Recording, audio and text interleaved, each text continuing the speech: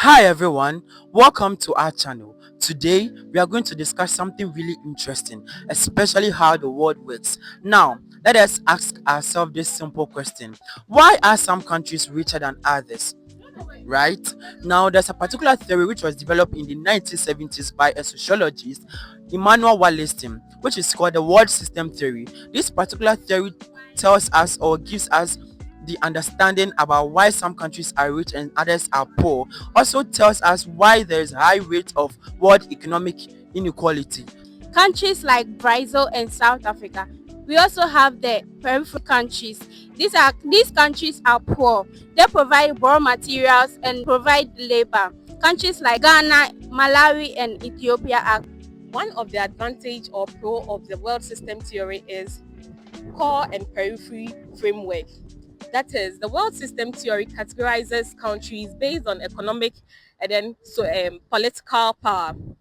This highlights the inequality or exploitations that can occur between the two countries. That's the core, which is the dominant, and then the periphery, which is the dependent nation.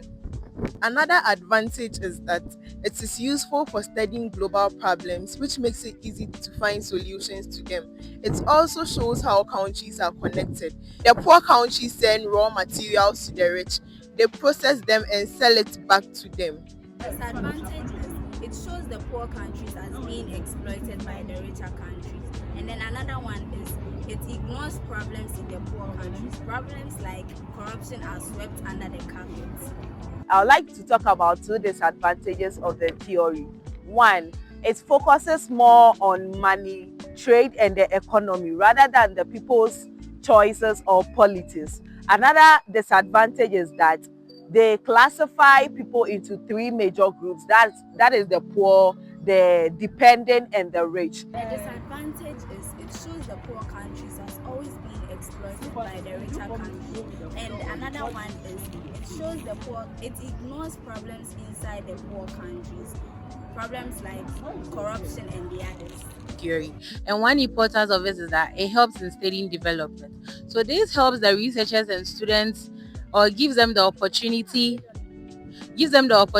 to solve developmental issues like trade and poverty from a global perspective, not just in the local one. And also, as a second example is it helps or uses history to explain today. This is in the sense that colonialism and slave trade has made other countries grow richer, and Ghana can also be classified as these countries. Thank you.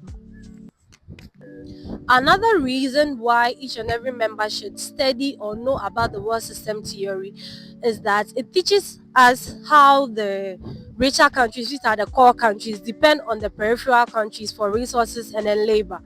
The rich countries, which are the USA and others, the developed countries, they depend on the lower countries, which are Ghana and then other poor countries for resources and labor.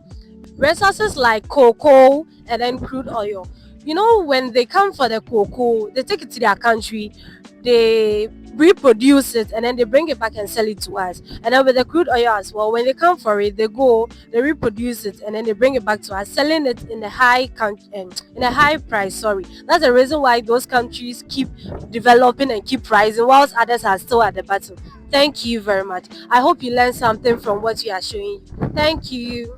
To conclude, the world system theory developed by Emmanuel Wallerstein offers a powerful framework for underlining global inequalities and economic relationship among nations. This theory emphasizes the fact that nations have been grouped into three hierarchical levels.